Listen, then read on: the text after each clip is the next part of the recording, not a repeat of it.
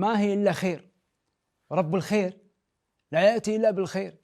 تأكد تماما أن الله سبحانه وتعالى ما صرف عنك شيء ليحرمك، وأن الله سبحانه وتعالى ما أبعد عنك هذا الأمر عشان يعذبك، وإنما ليعطيك الخير كله، يعطيك أفضل من اختياراتك لنفسك، ويرفعك بهذه الابتلاءات درجات عنده.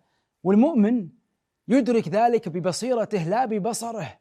عليك أن تؤمن وأن تثق بالله سبحانه وتعالى بأن كل ما يحدث حواليك كله خير، وأن الله سبحانه وتعالى لطيف فيك، وأن الله سبحانه وتعالى بسبة صبرك وبسبة أنك أنت ظنيت بالله سبحانه وتعالى خير، وأنك أنت اقتنعت بأن رب الخير لا يأتي بالخير، فتطمن وتيقن أن الخير بإذن الرحمن آت لا محالة.